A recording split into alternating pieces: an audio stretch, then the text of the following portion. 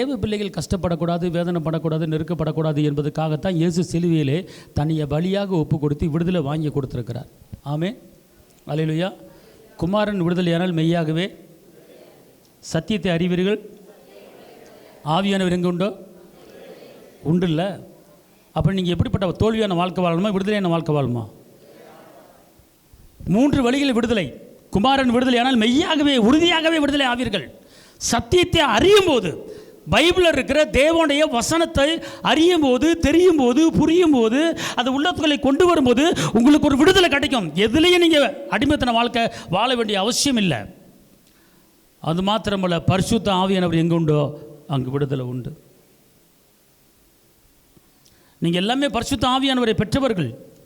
ஆனால் பரிசுத்த ஆவியானவரை பெற்றிருந்தால் உங்களுக்குள்ள ஒரு விடுதலை இருக்கணும், உங்களுக்குள்ள ஒரு மீட்பு இருக்கணும், உங்களுக்குள்ள ஒரு சமாதானம் இருக்கணும். அந்த விடுதலையான வாழ்க்கை நீங்கள் என்ன செய்யணும்? வாழணும். அல்லேலூயா, அல்லேலூயா.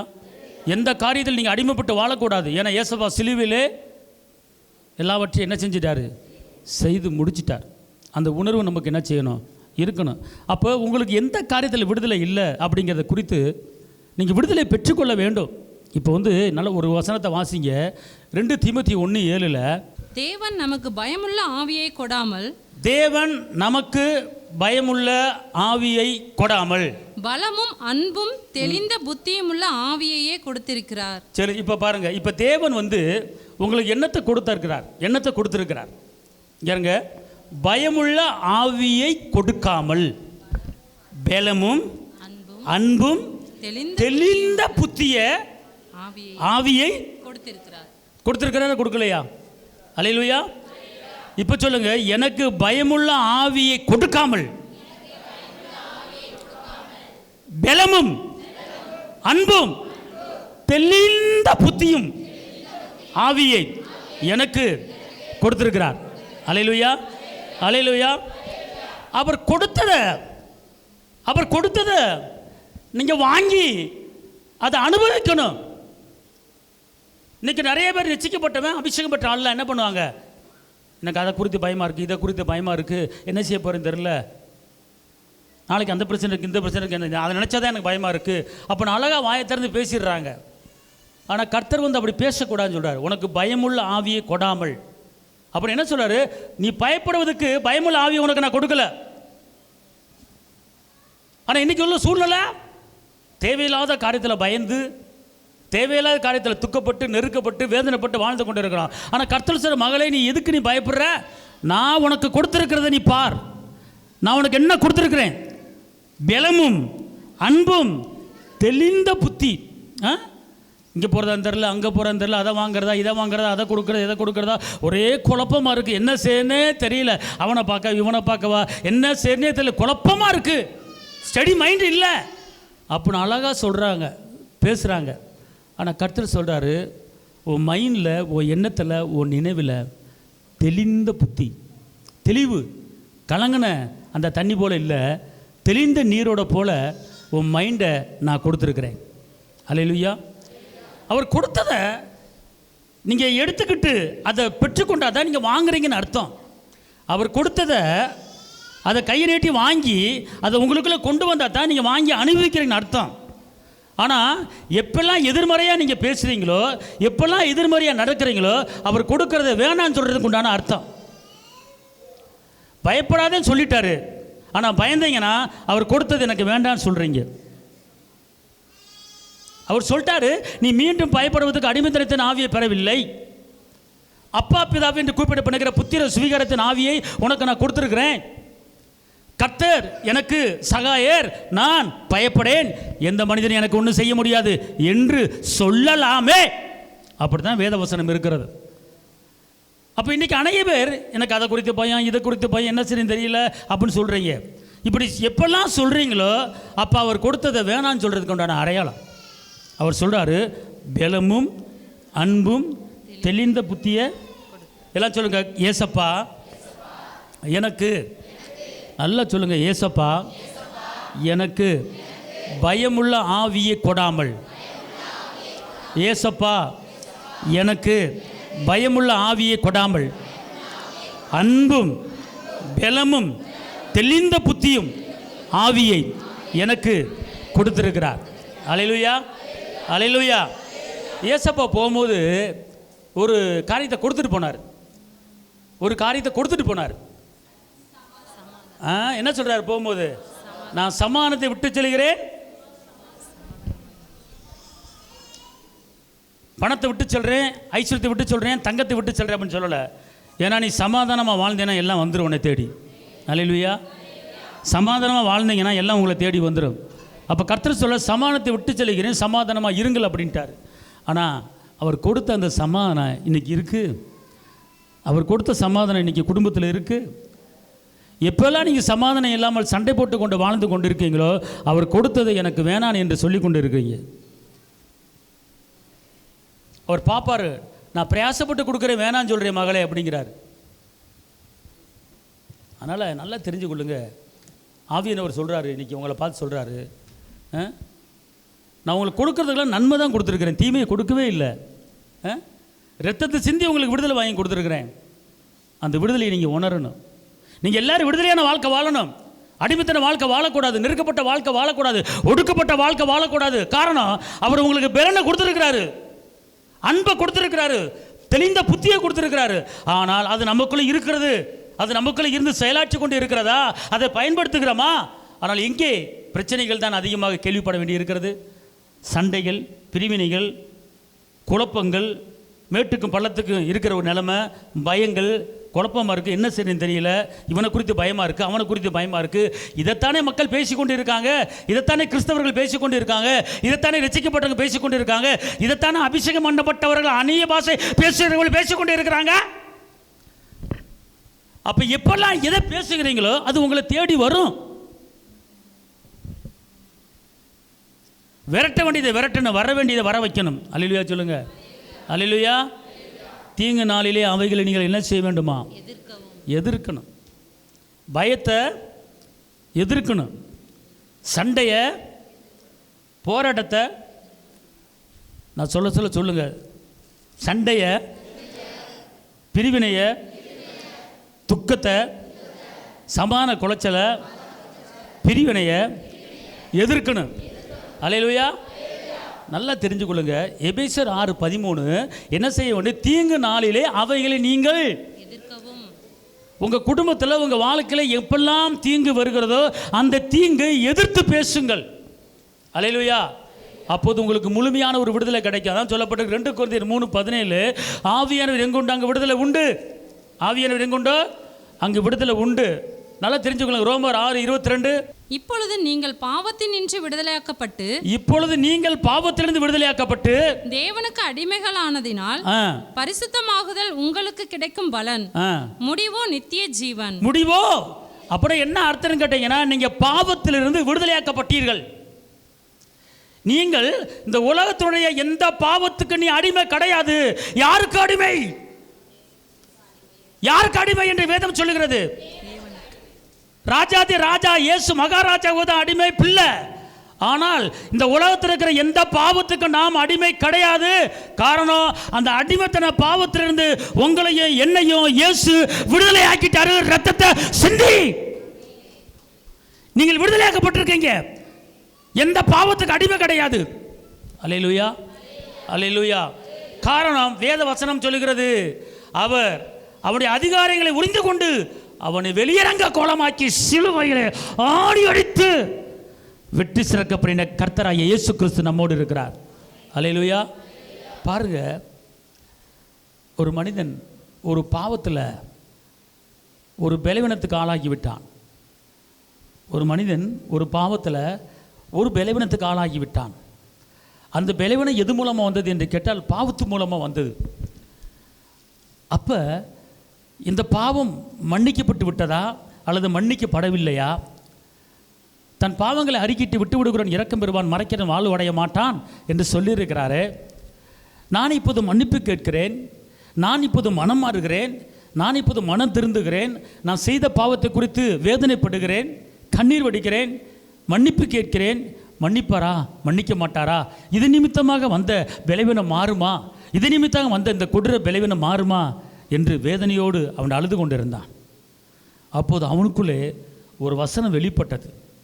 அது என்ன வசனம் என்று கேட்டால் இந்த வசனம் தான். திருப்பி வாசிங்க இந்த வசனத்தை. இப்பொழுது நீங்கள் பாவத்தினின்று விடுதலையாக்கப்பட்டு, இப்பொழுது நீங்கள் பாவத்தினின்று விடுதலையாக்கப்பட்டு தேவனுக்கு அடிமைகளானதினால், தேவனுக்கு பிள்ளையானதால், அடிமையானதால் பரிசுத்தமாகுதல் உங்களுக்கு கிடைக்கும் பலன், பரிசுத்தமாகுதல் உங்களுக்கு கிடைக்கும் பலன் முடிவோ நித்திய ஜீவன். முடிவோ முடிவோ. இந்த ஒரு வசனத்தை, இந்த ஒரு அது நோய் ஒரு கொடூரமான நோய். அது உயிர்கொல்லி நோய். அந்த நோயில் மாட்டி தவித்து கொண்டிருந்த ஒரு நபர், நான் நடந்த காரியத்தை சொல்லி கொண்டிருக்கிறேன், உண்மையில் நடந்த காரியத்தை சொல்லி கொண்டிருக்கிறேன். பாவத்து நிமித்தமாக வந்த ஒரு கொடூரமான ஒரு நோய் ஒரு மனிதனுக்கு இருந்தது. அவன் மனம் மாறினான், மனம் திருந்தினான், மன்னிப்பு கேட்டான்.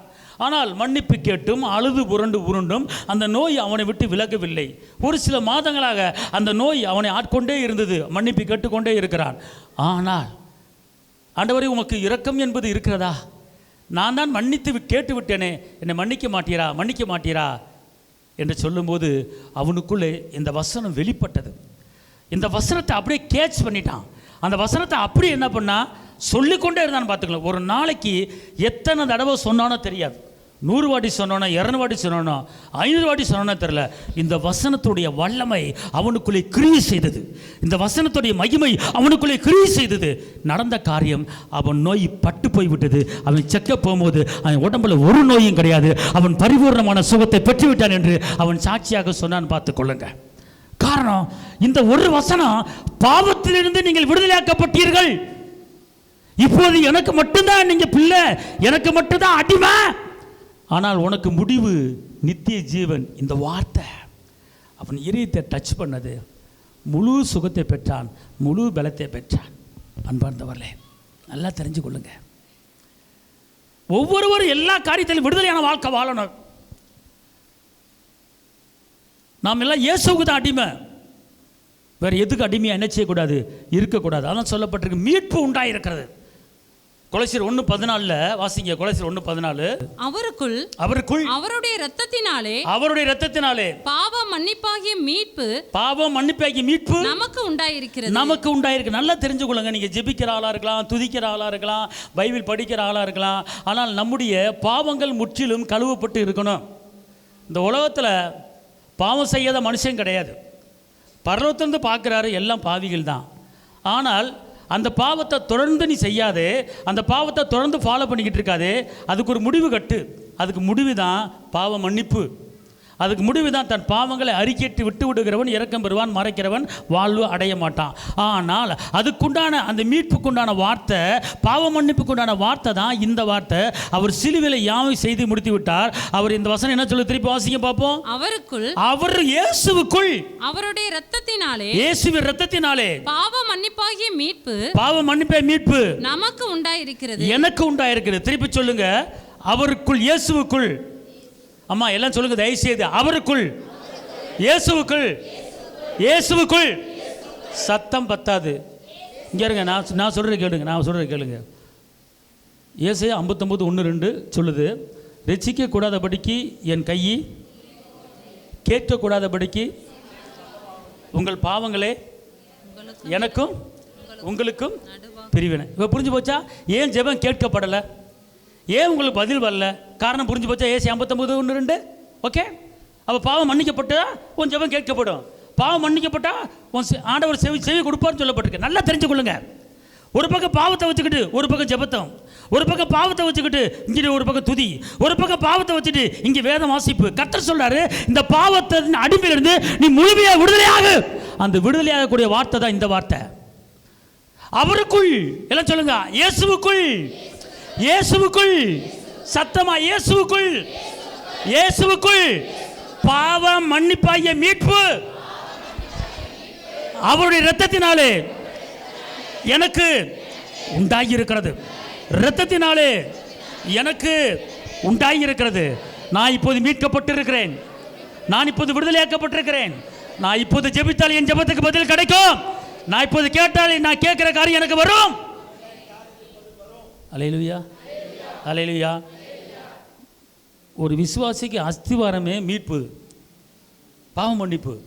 அது பெற்றிருக்க வேண்டும். அந்த பாவ மன்னிப்பு எப்படி பெற்றிருக்கணும், எப்படி எதை சொல்லி அந்த மன்னிப்பு கேட்கணும் அப்படின்னு கேட்டால் இந்த வசனத்தை சொல்லி தான் மன்னிப்பு கேட்கணும். ரோமர் 6:22, கொலைசியர் 1:14 என்ன, அதில் விடுதலை, பாவத்திலேருந்து விடுதலை. இங்கே ஃபஸ்ட்டு எதில் விடுதலை ஆகிறீங்களே ஆகலையா, ஆனால் முதல்ல பாவத்திலிருந்து விடுதலை ஆகணும். அப்போ தான் ஜெபத்துக்கு பதில் கிடைக்கும், இல்லைனா பதிலே கிடைக்காத பார்த்துக்கொள்ளுங்க. அல்லேலூயா. பாவத்தின் வகைகள் எத்தனையோ இருக்குது, 1 அல்ல 2 அல்ல, ஏகப்பட்ட பாவம் இருக்குது. தீய நோக்கம் பாவம்னு சொல்லப்பட்டிருக்கிறது, பிறனை அவமதிக்கிறவன் பாவம் என்று சொல்லப்பட்டிருக்கிறது, பொருத்தனை பண்ணிட்டு பண்ணாமல் இருந்தால் பாவம் என்று சொல்லப்பட்டிருக்கிறது. தேவனுடைய வார்த்தையை ரோமர் 14:23 தேவனுடைய வார்த்தையை நீ விசுவாசிக்காம போனால் பாவம் என்று சொல்லப்பட்டிருக்கிறது. இப்படி எத்தனையோ பாவங்கள் இருக்கிறது. ஆனால் அத்தனை பாவங்களுக்கு மன்னிப்பு கேட்கும்போது எப்படி மன்னிப்பு கேட்கணும்னு கேட்டால் அந்த வசனத்தை சொல்லணும். அந்த அவருக்குள் எல்லாம் சொல்லுங்க, இயேசுவுக்குள், இயேசுவுக்குள் பாவம் மன்னிப்பாகிய மீட்பு அவருடைய இரத்தத்தினாலே எனக்கு உண்டாயிருக்கிறது. திருப்பி சொல்லுங்க, இயேசுவுக்குள். நல்லா இருங்களேன். இன்னைக்கு ஒரு பெரிய விடுதலை உங்களுக்கு. உங்க குற்ற உணர்வு இன்னைக்கு மாறப்போகுது. இன்னைக்கு ஒரு பெரிய விடுதலை கர்த்தர் கொடுக்க போறாரு. ஆமென் சொல்லுங்க. சொல்லுங்க, இன்னைக்கு ஒரு பெரிய விடுதலை நான் பார்க்க போறேன். இன்னைக்கு ஒரு விடுதலை பார்க்க போறேன். முதல் விடுதலை எத்தனையோ விடுதலை இருக்கிறது. முதல் விடுதலை நம்முடைய ஆவியில், நம்ம ஆத்மாவில் இருக்கிற பாவ கரையிலிருந்து ஒரு விடுதலை. அல்லேலூயா. இப்போ சொல்லுங்க, இயேசுவுக்குள், இயேசுவுக்குள் பாவம் மன்னிப்பாகிய மீட்பு அவருடைய இரத்தத்தினாலே எனக்கு உண்டாயிருக்கிறது, எனக்கு உண்டாயிருக்கிறது. சத்தமா சொல்லுங்க, அவருக்குள் பாவம் மன்னிப்பாகிய மீட்பு இயேசுவின் இரத்தத்தாலே. ரோமர் 6:22 படி, கொலைசியர் 1:14 படி எனக்கு மீட்பு விடுதலை உண்டாகிவிட்டது. அல்லேலூயா. ஒரு வசனம் இருக்கிறது, என்னை அவர் நீதிமான மாற்றிட்டாரு, என்னை குற்றப்படுத்துகிறவன் யார்? அவர் இயேசு உங்கள் பாவங்களை, நம்ம பாவங்களை மன்னிச்சு நம்மளை நீதி. ரோமரில் இருக்க அந்த வசனம், அந்த பாவங்களை மன்னிச்சு நம்மளை என்ன செஞ்சிட்டாரு? நீதிமான்களா. எந்த பிசாசு நம்மளை குற்றப்படுத்த முடியாது, எந்த மனுஷன் நம்மளை குற்றம். ஏன்னா அவரே நம்மளை என்ன செஞ்சிட்டாரு? சொல்லுங்க, இயேசு என்னை தெரிஞ்சிருக்கிறார். இங்கே இருங்க. இந்த இந்த இந்த இந்த வார்த்தையில் இன்றைக்கி ஒரு விடுதலையை பெற்றுட்டு போக போகிறீங்க. போகும்போது நிம்மதியாக போக போகிறீங்க. அல்லேலூயா சொல்லுங்க. அல்லேலூயா, அல்லேலூயா, அல்லேலூயா. இப்போ இந்த வசனத்தை கவனிங்க, இந்த வசனத்தை எல்லாம் கவனிங்க. தேவன் தெரிந்து கொண்டவர்கள் மேல், தேவன் தெரிந்து கொண்டவர்கள் மேல் குற்றம் சாட்டுகிறவன் யார்? குற்றம் சாட்டுகிறவன் யார்? தேவனே அவர்களை நீதிமான்களாக்குகிறவர். இயேசுவே என்னை நீதிமானாய் மாற்றுகிறவர். அல்லேலூயா. இப்போ புரிஞ்சு போச்சா? நீங்கள் நீதிமானா இல்லையா? எல்லாம் சொல்லுங்க, நான் நீதிமான். பக்கத்து ஆரம்பிச்சு, நீ நீதிமானு, நீ நீதிமானு, நீ நீதிமானு. இயேசு இரத்தத்தால் நீ நீதிமான், இயேசு இரத்தத்தால் நீதிமான். இப்போ உங்கள் உடம்புல பரம்பரை இருந்து வந்த ஒரு சில பாவங்கள், முன்னோர்கள் செய்த பாவங்கள், சாபங்கள் எல்லாமே இந்த 2 வசனத்தில் அடிபட்டு. ஆமென் சொல்லு. கைத்திட்டு அப்பாவுக்கு மம்மி செலுத்துங்க. அல்லேலூயா, அல்லேலூயா. இப்போ பாவத்திலிருந்து விடுதலை. 2வது ஒரு விடுதலை லூக்கா 13:12-13. இயேசு அவளை கண்டு, இயேசு அவளை கண்டு தம்மிடத்தில் அழைத்து, ஸ்திரீயே, ஸ்திரீயே, உன் பலவீனத்தில் நின்று விடுதலையாக்கப்பட்டா என்று சொல்லி, உன் பலவீனத்திலிருந்து விடுதலையாக்கப்பட்டா என்று சொல்லி அவள் மேல் தமது கைகளை வைத்தார். அவள் மேல் கைகளை வைத்து உடனே அவள் நிமிர்ந்து தேவனை மகிமைப்படுத்தினார். தேவனை மகிமைப்படுத்தினார். 2வது விடுதலை உங்களுக்கு எனக்கும் சரீரத்தில் பலவீனத்திலிருந்து ஒரு விடுதலை கொடுத்துட்டார். ஆமென். அல்லேலூயா சொல்லுங்க. பாருங்க, நல்லா நல்லா கவனிங்க. பலவீனத்தில் இருந்து ஒரு விடுதலை. எல்லாம் சொல்லுங்க, இந்த அம்மாவுக்கு விடுதலை கொடுத்தது போல, இந்த அம்மாவுக்கு சுகத்தை கொடுத்தது போல நானும் சுகமான இருக்கிறேன். எனக்கு பேசணும். இங்கே வந்தீங்க, இந்த ஆலயத்துக்கு வந்தீங்கன்னா பேசினா தான் விடுதலை. பேசாமல் விடுதலை கிடையாது. சாப்பிட்டா தான் உடம்புக்கு நல்லது, சாப்பிடாமலாம் உடம்புக்கு நல்லது இல்லை, கிருகிருன்னு வந்துடும். அப்போ நீங்கள் தேவனுடைய வார்த்தையை சாப்பிடணும். எரேமியா 15:16 தேவனுடைய வார்த்தை கிடைத்த உடனே உட்கொண்ட பிற்பாடு சந்தோஷம் சமானம் என்று சொல்லப்பட்டிருக்கிறது. அதே போல தான் தேவனுடைய வார்த்தையை நீங்கள் பேசணும். அல்லேலூயா. இந்த வசனத்தை திருப்பி வாசிங்க. இயேசு அவளை கண்டு தம்மிடத்தில் அழைத்து ஸ்திரீயே, உன் பலவீனத்தில் நின்று விடுதலையாக்கப்பட்டா என்று சொல்லி அவள் மேல் தமது கைகளை வைத்தார். உடனே அவள் நிமிர்ந்து தேவனை மகிமைப்படுத்தினார். தேவனை எத்தனை வருஷம் இந்த பலவீனம் இருந்துச்சு இந்த அம்மாவுக்கு? 18 வருஷமாக ஒரு அம்மா கூனியாக இருக்குது. 18 வருஷமாக குனிஞ்சுக்கிட்டு நடப்பாங்க, தரையை தான் பார்த்துக்கிட்டு மேலே பார்க்க முடியாது. ஆனால் இயேசு அந்த பலவீனத்திலிருந்து விடுதலை கொடுத்தார். அல்லேலூயா சொல்லுங்கள். இயேசுவே, இயேசுவே 18 வருட பலவீனத்தை மாற்றி அமைத்தவரே, என் தலையிலிருந்து கால் வரைக்கும் எந்த பலவீனம் வரக்கூடாது.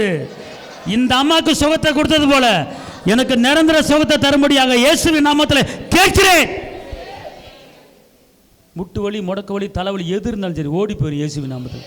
நீங்கள் இப்படி இந்த அம்மாவுக்கு இதை சொல்லி கேட்கணுங்க, இதை சொல்லி கேளுங்க, பலவானா மாறிடுவீங்க. அல்லேலூயா சொல்லுங்க. அல்லேலூயா.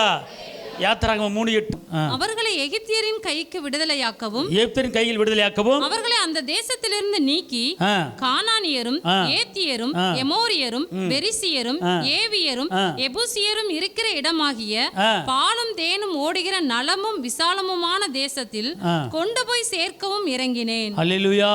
அப்ப ஒரு அடிமைத்தன வாழ்க்கை வாழ்ந்து கொண்டிருந்த தேவனால் தெரிந்து கொள்ளப்பட்ட இஸ்ரவேலர், தேவனால் அழைக்கப்பட்ட இஸ்ரவேலர், அவர்களுக்கு ஒரு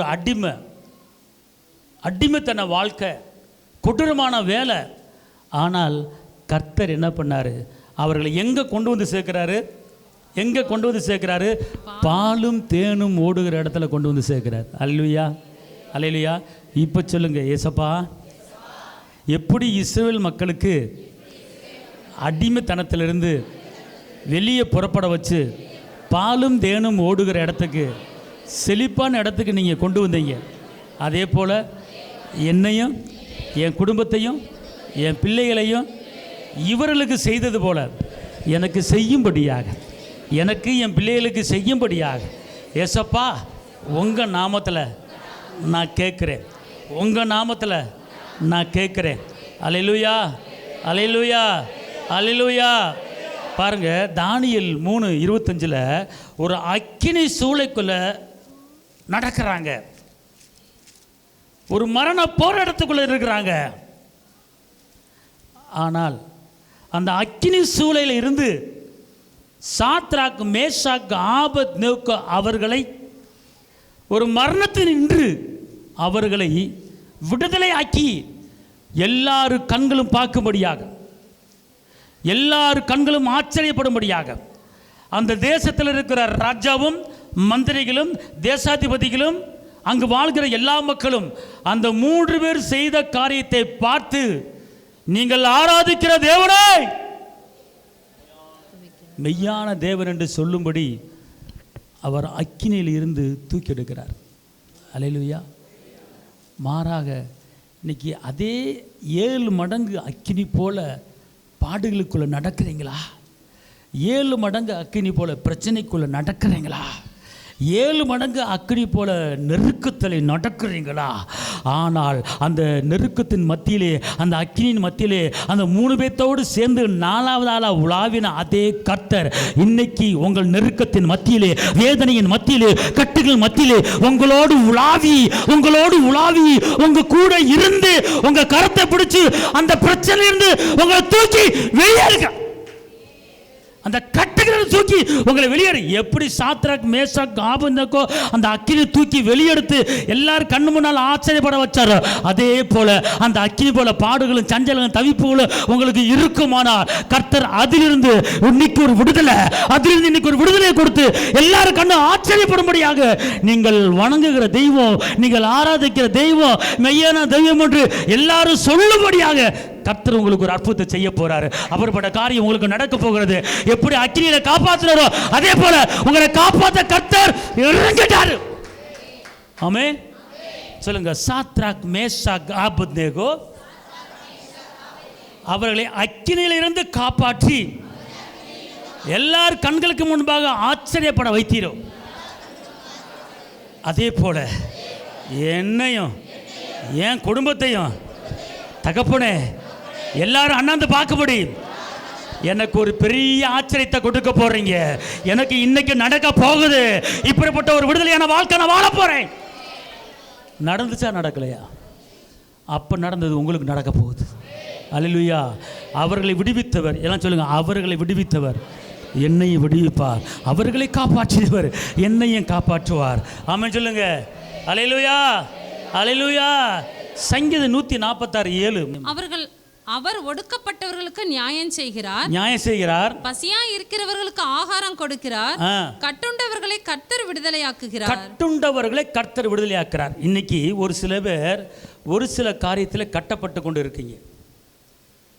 ஒரு சில வேதனை, ஒரு சில போராட்டம், ஒரு சில பாவம், அதில் கட்டி வச்சு அந்த கட்டை விட்டு வெளியே வராமல் அந்த கட்டுக்குள்ளேயே இருக்க வேண்டிய நிலைமை. விடிஞ்சா அடைஞ்சா அதே கட்டு, விடிஞ்சா அடைஞ்சா அதே போராட்டம். அந்த கட்டுகளை கட்டப்பட்டிருக்கீங்க. ஆனால் எப்படி பவுலும் சீலாவும் கட்டப்பட்டிருந்த போது ஆவியானவர் இறங்கிய கட்டை உடைச்சாரோ, அதே போல இன்னைக்கு உங்க கட்டு அறுபடுது, உங்க கட்டு அறுக்கப்படுகிறது. நெருப்பப்பட்ட நூல் போல உங்க கட்டு, உங்க வேதனை அறுபட போகுது. அல்லேலூயா சொல்லுங்க. அல்லேலூயா. இன்னொரு விடுதலை, முக்கியமான விடுதலை. எல்லாத்துக்கும் இந்த விடுதலை தேவை.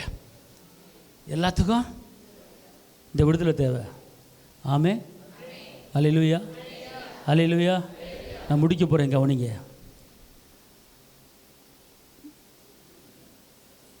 18 வருஷம் கூனியை பார்த்து நீ விடுதலையாக்கப்பட்டாயங்கிறார். பாவத்திலிருந்து நீ விடுதலையாக்கப்பட்டாய் அப்படிங்கிறார். அக்கினியிலிருந்து நீ விடுதலையாக்கப்பட்டாய் அப்படிங்கிறார். இந்த விடுதலை போகிறேன் எல்லாம் எனக்குன்னு சொல்லுங்கள். இன்னொரு பெரிய விடுதலை இன்றைக்கி எல்லாத்துக்கும் தேவை. இன்றைக்கி ஒரு பெரிய விடுதலை எல்லாத்துக்கும் தேவை. என்னடா ஒன்றும் புரியலையே, யோசிக்கிறீங்களா? காரணம் தெரிஞ்சுக்கங்க. மத்தேயு 18:27. அந்த ஊழியக்காரனுடைய ஆண்டவன் மனதிறங்கி அவனை விடுதலை பண்ணி கடனையும் அவனுக்கு மன்னித்து விட்டான். கையை தட்டி அப்பாவுக்கு அல்லேலூயா. கையை சத்தம் பத்தாது, இன்னும் சத்தம். கர்த்தருக்கு மகிமை. தட்டு சுத்தமா தட்டு. கடை அடைமொழி தட்டு. அப்பாவுக்கு மகிமை செலுத்தி.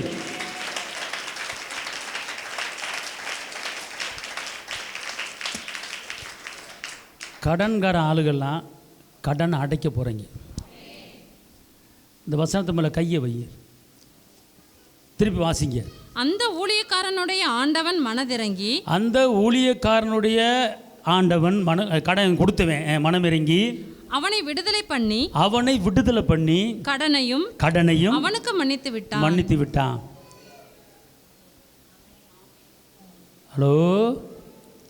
ஹலோ, எனக்கு கொடுத்தாலும் படு மோசமானாலே, எனக்கு கொடுத்தாலும் பயங்கரமான நாள். அந்த ஆள் மன்னிக்கிற மாதிரி தெரியல எனக்கு.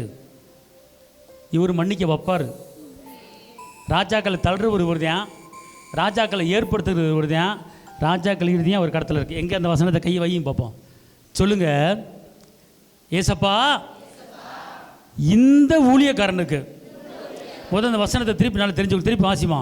அந்த ஊழியக்காரனுடைய ஆண்டவன் மனதிறங்கி அவனை விடுதலை பண்ணிட்டார். இங்க இருங்க, ஒரு கடன்காரன் பணம் கொடுக்க முடியல, எனக்கு அடிமையா இரு, என் கஸ்டடியில் இரு, எங்கேயும் போகக்கூடாது, நீ எப்போ உன் கடனை அடைக்கிறையோ அது வரைக்கும் எனக்கு அடிமையா இரு அப்படின்னு சொல்லிட்டான். ஆனால் பாருங்க, அவன் ஜெபிச்சானோ ஜெபிக்கலையோ தெரியல. ஆனால் ஃபஸ்ட்டு இந்த கடனில் இருந்து உனக்கு விடுதலை. அப்புறம் விடுதலை பண்ணிட்டு சொல்கிறான், நான் கொடுத்த பணத்தை திருப்பி கேட்க மாட்டேன், உன்னை மன்னிச்சுட்டேன், நீ சுதந்திரமாக என்ன செய்ய, நீ வாழு அப்படின்னு சொல்லிட்டான். திருப்பி வாசிக்க பார்ப்போம். அந்த ஊழியக்காரனுடைய ஆண்டவன் மனதிறங்கி அவனை விடுதலை பண்ணி கடனையும் அவனுக்கு மன்னித்து விட்டான். எல்லாம் சொல்லுங்க. ஏசப்பா, அந்த ஊழியக்காரனுக்கு அந்த பெரிய மனுஷன் விடுதலை பண்ணி கடனை மன்னிச்சு பணம் வேணாம் சொல்லிட்டான். அப்பா நன்றி. இந்த வசனத்தின்படி அந்த ஊழியக்காரனுக்கு நடந்தது போல எனக்கு எனக்கு எனக்கு எனக்கு நடப்பதாக. பேங்கில் லோன் வாங்கியிருக்கேனே எப்படி நடக்கும்? வீட்டு லோன் வாங்கியிருக்கேனே எப்படி நடக்கும்? மகளிர் குழு வாங்கியிருக்கேனே எப்படி நடக்கும்? கர்த்தர் சொல்கிறாரு, திடீர்னு டெல்லியிலேருந்து ஒரு சட்டம் வரப்போகுது. யாரெல்லாம் வீட்டுக்கு எடுத்து லோன் வாங்கிங்களோ லோன் எல்லாம் கேன்சல், கட்ட வேண்டாம், சட்டம் வரப்போகுது. தமிழ்நாட்டிலேருந்து ஒரு சட்டம் வருது. யாரெல்லாம் மகளிர் குழு வாங்கி கட்டாமல் இருக்கீங்களோ அவங்களை கட்ட வேண்டாம், மகளிர் குழு கேன்சல், இனிமேல் குழுவே கிடையாது, சட்டம் வரப்போகுது. அல்லேலூயா. சட்டத்தை மாத்துறவர் ஆமானு இஸ்ரேல் மக்களை கொல்லும்படி சட்டத்தில் கையெழுத்து வாங்கிட்டாரு. ஆனால் எஸ்தர் ராஜாத்தி, தாதி, முருதகாய் 3 பேர் ஜெபம் பண்ணி சட்டம் மாற்ற வச்சாங்களே, பரலோகத்தை அசைய வச்சாங்களே, அங்கேருந்து உத்தரவு வந்தது. சட்டத்தை கையெழுத்து போட்ட சட்டத்தை மாற்றி அமைச்சு விடுதலை வாங்கி கொடுத்தாருல ஆமான் காலத்தில், முருதகாய் காலத்தில். அப்போ நிறைவேறின அதே சட்டம் இன்னைக்கு நம்ம தமிழ்நாட்டிலையும் டெல்லி சர்க்கார்லையும் நிறைவேற போகுது. உங்கள் கடன் எல்லாம் கேன்சல் ஆக போகுது. சொல்ல மாட்டீங்களா ஆமேனு? சொல்ல மாட்டீங்களா ஆமேனு? ஏயா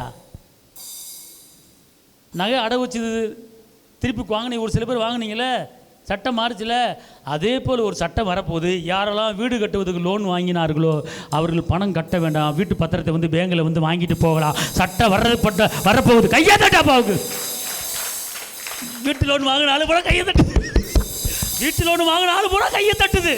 மற்றாலும் அங்கிட்டு பிராக்கு பார்க்குது, சந்தோஷம். தெரியாமல் வாங்கிவிட்டோம், அல்லேலூயா, தெரியாமல் லோனை வாங்கிவிட்டோம்.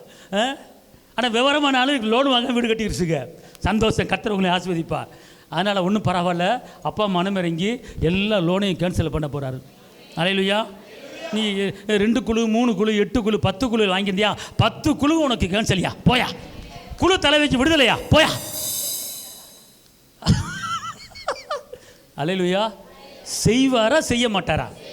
செய்வாரா செய்ய மாட்டாரா? அப்போ நடந்தது இப்போ நடக்குமா நடக்காதே? எங்க கடனை மன்னிச்சார்ல, பைபிள் இருக்கா இல்லையா? சரி, இதை விட்டுருங்க, இதை விட்டுருங்க, இதை விட்டுருங்கய்யா. இன்னொரு இடத்துல கடங்கார ஒரு அம்மா கடனை அடைக்க முடியல, யார்கிட்ட விண்ணப்பத்தை வைக்குது? எலிசாட்ட விண்ணப்பத்தை வைக்குது. அவர் என்ன பண்ணார்? இவ்வளோதானம்மா, எவ்வளோம்மா, எத்தனை லட்சமா? 8 லட்சம். பரவாயில்ல விடு, ஏசப்பா இதெல்லாம் தூசி போல, உன்னோட ஒரு கூட என்ன இருக்கா கொண்டா. எண்ணெய் ஊற்ற ஊற்ற ஊற்ற ஊற்ற அண்டா சட்டிப்பான்னு எண்ணெய் நிரம்பி அந்த எண்ணெயை விற்று கடனை அடைத்து மீதியை ஜீவனம் பண்ணு. இங்கே இருங்க, அவர் சொல்கிறார் பாருங்க, அவர் வார்த்தை விடுறாரு பாருங்க, எண்ணெயை விற்று கடனை அடைச்சி மிச்சம் இருக்குது தெரியுமா, அதை வச்சுக்க, காலம்பரை வச்சு கஞ்சி குடி. எவ்வளோ பெரிய ஒரு அற்புதம்! நடக்கலையா? அல்லேலூயா.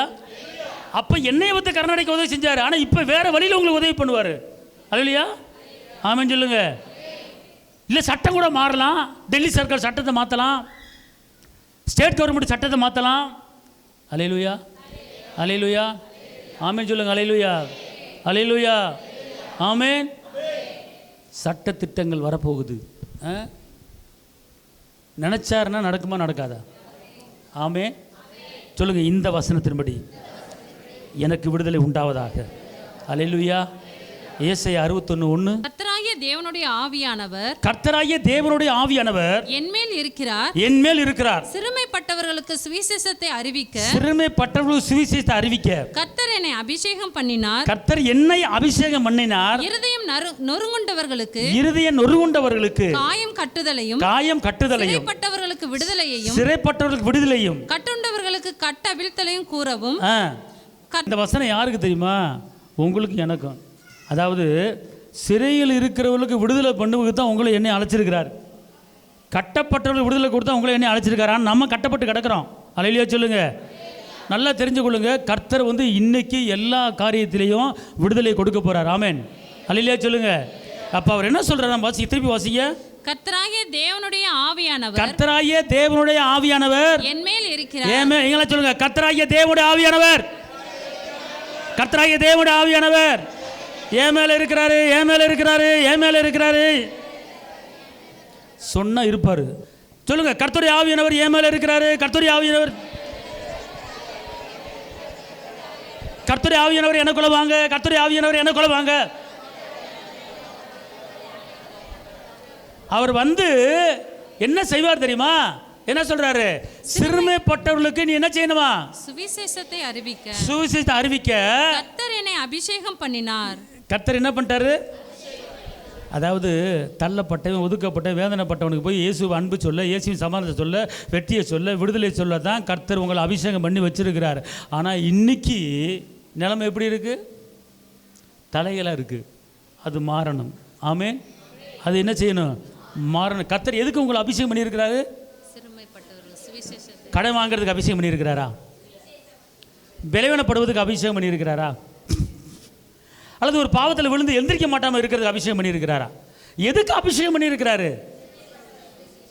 சிறுமைப்பட்டவர்களுக்கு சுவிசேஷம் அறிவிக்க, கட்டுண்டவர்களை விடுதலை ஆக்குவதற்கு கர்த்தருடைய ஆவியானவர் உங்களுக்கும் எனக்கும் அபிஷேகம் பண்ணி. திருப்பி வாசிக்குமா, நல்லா இறங்கட்டும் உள்ள. கர்த்தராகிய தேவனுடைய ஆவியானவர், கர்த்தருடைய தேவனுடைய ஆவியானவர் என் மேல் இருக்கிறார், என் மேல இருக்கிறாரு, என் மேல இருக்கிறாரு, என் மேல இருக்கிறாரு. சிறுமைப்பட்டவர்களுக்கு சுவிசேஷத்தை அறிவிக்க, கஷ்டப்படுறவங்களுக்கு, நெருக்கப்பட்டவங்களுக்கு, போராட்ட உள்ளவர்களுக்கு சுவிசேஷத்தை அறிவிக்க கர்த்தர் என்னை அபிஷேகம் பண்ணினார். கர்த்தர் என்னை அபிஷேகம் பண்ணி இருக்கிறார். அல்லேலூயா சொல்லுங்க. கட்டுநூலுக்கு காயம் கட்டுதலையும் சிறைப்பட்டவர்களுக்கு விடுதலை கொடுக்கும் தான் கர்த்தர் உங்களை அழைச்சிருக்கிறாரு. ஆனால் நீங்கள் கட்டப்பட்டு இருக்கக்கூடாது. கட்டப்பட்டவர்களுக்கு விடுதலை கொடுக்க தான் கர்த்தர் உங்களை அழைச்சிருக்கிறார். ஆமென். அல்லேலூயா. ஆனால் இன்றைக்கி ஒரு சில காரியத்தில் கட்டப்பட்டிருந்தாலும் அந்த கட்டிலிருந்து விடுதலை கொடுத்து அந்த கட்டு, அந்த வேதனை உங்களை ஒன்றும் செய்யாது, உங்களை தலை நிமிர பண்ண வைக்க போகிறார். அல்லேலூயா. ஏசாயா 51:14. திரைப்பட்டு போனவன் தீவிரமாய் விடுதலையாவான். அவன் கிடங்கிலே சாவதும் இல்லை, அவனுடைய அப்பம் குறைவுபடுவதும் இல்லை. அவன் சாவதும் இல்லை, அப்பம் குறைவுபடுவதும் இல்லை. அல்லேலூயா சொல்லுங்க, சொல்லுங்க. நான் பிரச்சனை நிமித்தமாக, கடன் பிரச்சனை நிமித்தமாக சாவதும் கிடையாது, அப்பவும் குறைவும் கிடையாது. நான் தலை நிமிர பண்ண வைப்பார் கர்த்தர். கைத்தட்டி அப்பாவுக்கு மேமே செலுத்துங்க.